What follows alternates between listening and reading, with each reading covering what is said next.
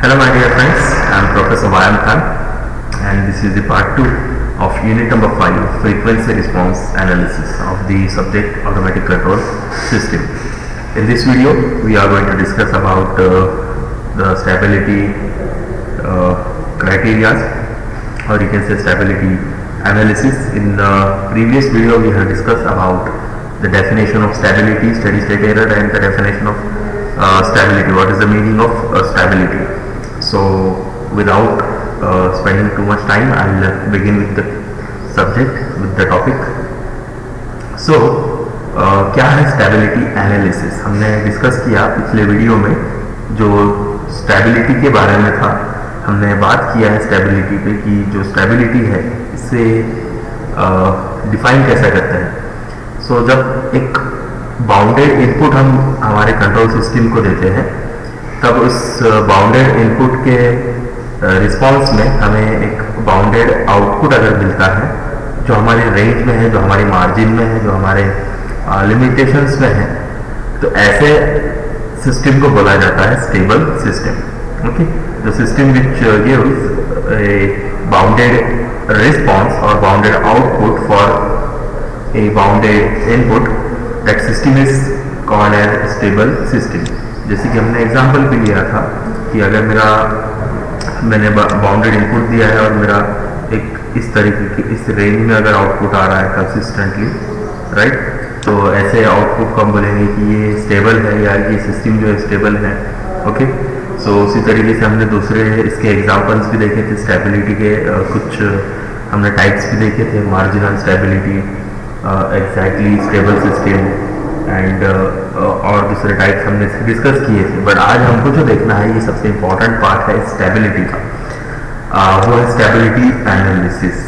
इन stability analysis में क्या रहता है, देखो हमने जैसे स्टेबिलिटी को डिफाइन किया है कि एक बाउंडेड इनपुट को बाउंडेड आउटपुट अगर आता है तो सिस्टम स्टेबल, बराबर। तो ये बाउंडेड इनपुट को बाउंडेड आउटपुट आ रहा है या नहीं आ रहा है, ये चेक करना या इसको फाइंड आउट करना मतलब है हमारा स्टेबिलिटी एनालिसिस। देखिए कुछ हमारे पास में स्टैंडर्ड क्राइटेरियाज है, जैसे कि मैंने ये एक मेन क्राइटेरिया बता दिया, बाउंडेड इनपुट है, बाउंडेड आउटपुट आना चाहिए, बराबर। ये मैंने मेन क्राइटेरिया बता दिया। इसके अलावा हमारे पास में कुछ स्पेशल क्राइटेरियाज है जिसकी मदद से हम बोलते हैं कि ये सिस्टम स्टेबल है या नहीं है। So stability analysis is nothing but the analysis of control system to check whether it is stable और whether it is not stable. So ऐसे कौन से क्राइटेरिया है जिसकी मदद से हम हमारी सिस्टम जो है, कंट्रोल सिस्टम जो है, उसे स्टेबल है या नहीं है ये बताते हैं। तो उसमें पहला क्राइटेरिया है हमारा रूट एरे, ठीक है, जिसको हम बोलते हैं root Hurwitz criterion. Okay, so root array है। रूट एरे के हिसाब से क्या रहता है कि स्टेबिलिटी कब है सिस्टम में, तो जब leading left as term do not change sign. मतलब ये क्या है, जो लीडिंग लेफ्ट एज टर्म जो है ना, ये हम आगे जब रूट एरे देखेंगे तब आपको अच्छे से समझ में आएंगे। इसका एक टेबल रहता है कुछ इस तरीके से, और इस टेबल में अगर पहला कॉलम जो है इसमें अगर साइन चेंज नहीं हो रहे हैं, मतलब इसमें कुछ वैल्यूज रहेंगी, तो इन वैल्यूज की अगर साइन चेंज नहीं होती, पॉजिटिव से नेगेटिव, नेगेटिव से पॉजिटिव, ऐसा नहीं हो रहा है, अगर एक ही कंटिन्यूसली एक ही साइन अगर इसमें नजर आता है, तो हम बोलते हैं कि सिस्टम कैसी है, स्टेबल है। ओके, तब सिस्टम कैसी रहेगी, स्टेबल रहेगी। According to which criteria, according to root array, और you can say root Hurwitz criteria. दूसरा है मेरा रूट लोकस प्लॉट। ये एक किस्म का प्लॉट है, ग्राफ है। सो रूट लोकस प्लॉट में क्या होता है कि जितने पोल्स रहते हैं, यानी कि हमारे अगर हमारा ट्रांसफर फंक्शन है, जो भी ट्रांसफर फंक्शन है, इसका जो कैरेक्टरिस्टिक इक्वेशन है, इसके डिनोमिनेटर के रूट्स को, इसके डिनोमिनेटर के रूट्स को हम क्या बोलते हैं, पोल्स बोलते हैं। ओके, और न्यूमरेटर के रूट्स को बोलते हैं जीरोज।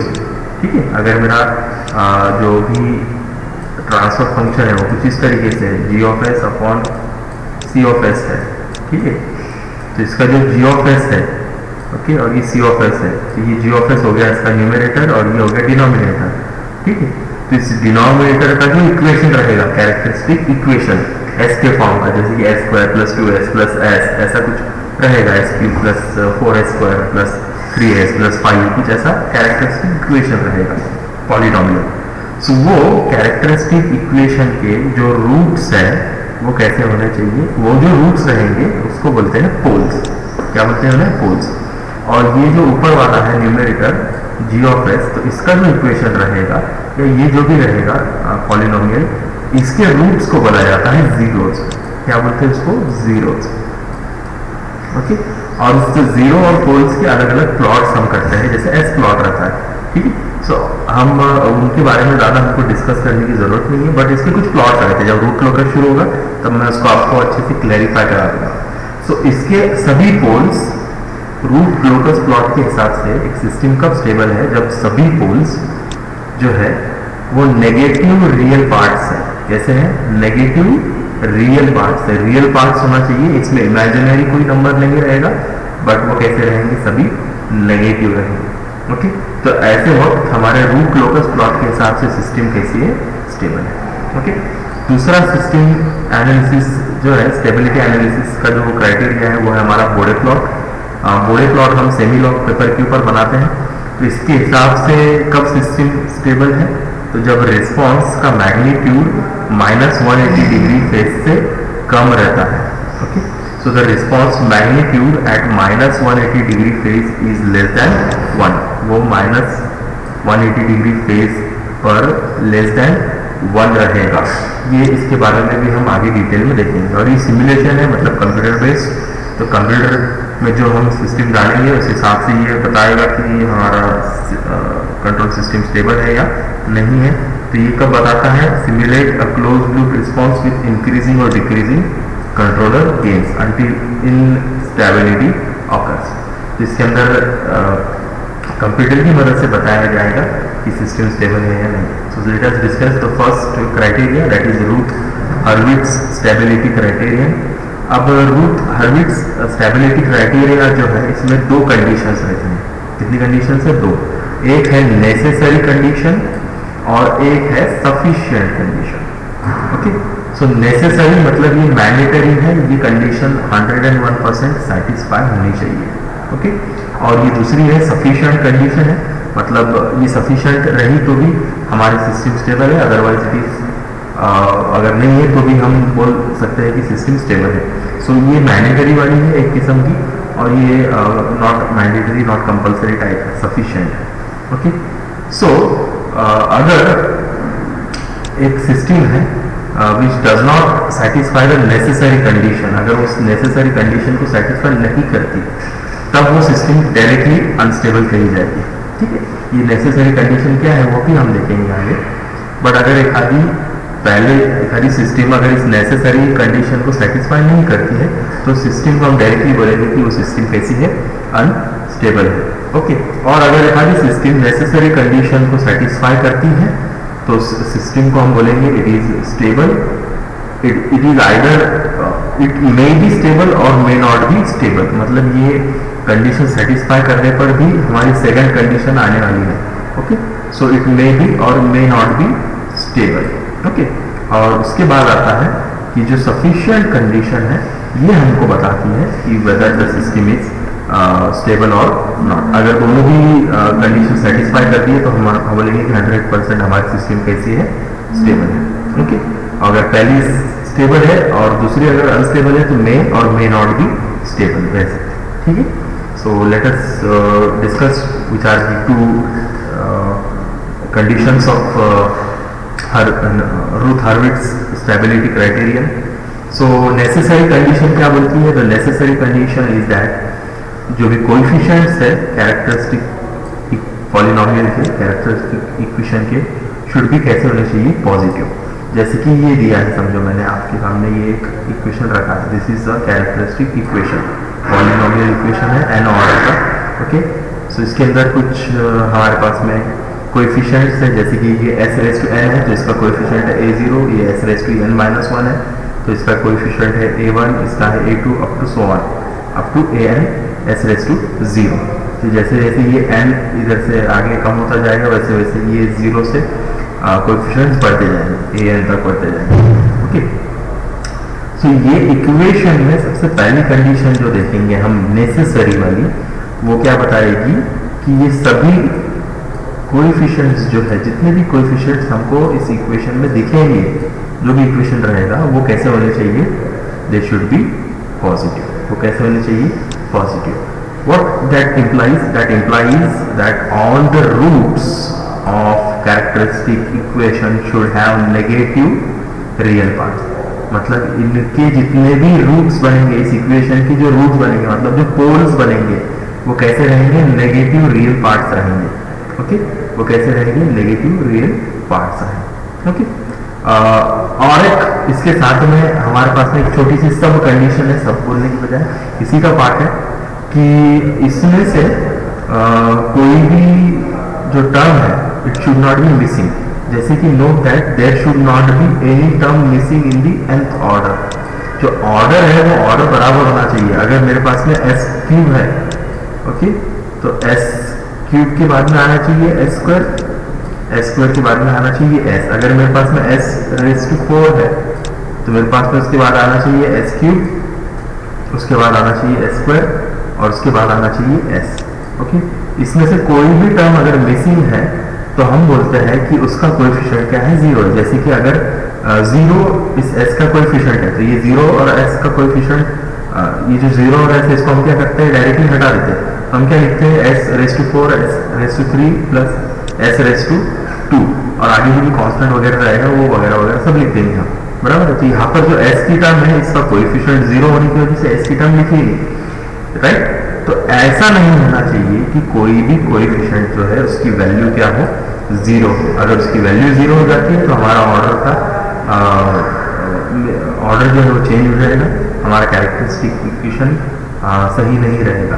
तो ऐसे वक्त बोला जाएगा कि सिस्टम अनस्टेबल है। तो ये दो चीज़ें नेसेसरी क्राइटेरिया में सेटिस्फाई होनी चाहिए। दूसरा है सफिशिएंट क्राइटेरिया, जो सफिशिएंट होना चाहिए, सेकेंड क्राइटेरिया, कि all the elements of first column of root array should have the same sign।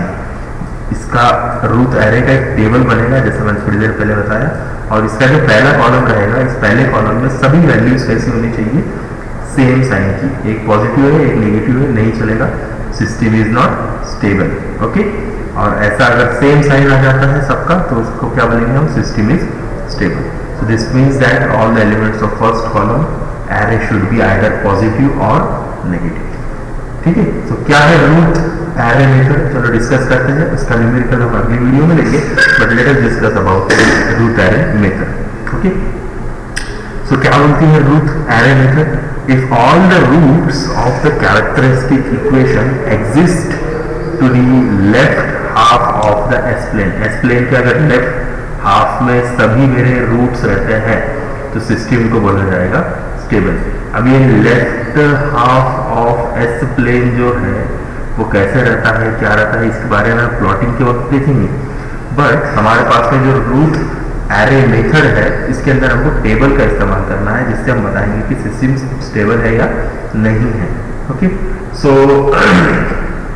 हमको क्या इशू आता है पता है क्या, कि जो रूट्स रहते हैं, ये जो इक्वेशन है आप देख रहे हो, ये पॉलिनोमियल इक्वेशन काफ़ी कॉम्प्लेक्स रहता है। उस कॉम्प्लेक्स इक्वेशन के रूट्स हर बार निकालना आसान नहीं है। छोटा इक्वेशन रहा, एक दो ऑर्डर का रहा, तो निकालना आसान हो जाता है, डायरेक्टली बता सकते कि स्टेबल है या नहीं है, बट हर बार नहीं पॉसिबल। इसलिए हम रूट एरे मेथड का इस्तेमाल करते हैं, जिसमें हमें रूट्स जो है या जो उसके पोल्स है या जो हमको जो ब्रेकअप करना है वो करने की ज़रूरत नहीं है। तो कैसे रहता है root array method, so in this method there is no need to calculate the roots of characteristic equation। so पहले हम फॉर्मुलेट करते हैं उसका टेबल। ठीक है, सबसे पहले रूट एरे मेथड में क्या करेंगे, हम उसका टेबल जो है वो फॉर्मुलेट करेंगे, और उसके बाद में हम पहला कॉलम जो है, पहले कॉलम के सभी नंबर्स को फाइंड आउट करेंगे by using some simple method, और उसके बाद हम बताएंगे whether this first column is having some sign changes और नॉट। तो कैसे करते हैं, देखो पहले तो ये प्रोसीजर फॉलो करना है। रूट टेबल बनाने के लिए क्या करना है कि fill the first 2 rows of Routh array with the coefficients of the characteristic polynomial. Okay, जो पहले 2 रो रहेंगी टेबल की, इसमें क्या भरना है आपको, इसके अंदर आपको A0, A1, A2, A3, A4, A5, A6 जितने भी रहेंगे कोएफिशिएंट्स वो अल्टरनेटली लिखना है, एक ऊपर एक नीचे, एक ऊपर एक नीचे, ठीक है। इस तरीके से हमको क्या करते जाना है, कोएफिशिएंट्स को लिखते जाना है, ओके, पहले दो रो में। और बची हुई रोज जो है या बचे हुए जो भी सेल्स रहेंगे इसके अंदर हमको क्या करना है, बाय यूजिंग सिंपल फॉर्मूला हमको उसका कैलकुलेशन करना है, okay. Also fill the remaining rows of root arrow direct with the elements as mentioned in the table below. Okay. So अगर if any row elements of the root table have some common factor, then you can divide the row elements with that factor. So it is for the simplification and it is for the ease of the you can say procedure. Okay. So ये देखो ये है हमारा polynomial equation, ठीक है। इस polynomial equation में s raise to n है जो कि इसकी ऑर्डर है nth ऑर्डर का ये कैरेक्टरिस्टिक इक्वेशन है, ओके। और ये हमारा रूट का टेबल, रूट एरे का टेबल बना है, ओके। सो पहले दो रो में आपको क्या लिखना है, पहले दो रो में आपको सिंपली लिखना है जो भी कोएफिशिएंट्स है वो। तो हम A0 से शुरू करेंगे, तो एक ऊपर लिख दिया मैंने A0 बराबर है, दूसरा क्या है s raise to n minus one, तो ये s raise to n minus one यहाँ पर लिख देंगे, इसका कैरेक्टरिस्टिक इसका कोएफिशिएंट यहाँ पर लिखना है A1, ठीक है। उसके बाद कौन सा है s raise to n minus two, तो इस s raise to n minus two को इधर लिखना है। जो भी हमारे s की टर्म्स है वो सभी टर्म्स यहाँ पर आएगी डिसेंडिंग ऑर्डर में, ओके। अब ये पहला मैंने एक कोएफिशिएंट यहाँ लिख दिया, दूसरा कोएफिशिएंट यहाँ लिख दिया, तीसरा यहाँ लिखना है, चौथा यहाँ, पांचवा यहाँ, छठा यहाँ, सातवां यहाँ, आठवां यहाँ। सो एक ऊपर एक नीचे, एक ऊपर एक नीचे, एक ऊपर एक नीचे, इस तरीके से आपको क्या करना है, सभी कोएफिशिएंट्स लिखना है। तो ये पहला कॉलम, ये जो फर्स्ट कॉलम है ये तो भर जाएगा, ये दोनों रोज भर जाएगी, ओके। अब हमारा जो एनालिसिस वाला कॉलम है तो ये है वो हमारा एक्चुअल वाला फर्स्ट कॉलम, ठीक है, ये वाला जो मैं भी डार्क कर रहा हूँ ना, ये पोर्शन, ओके।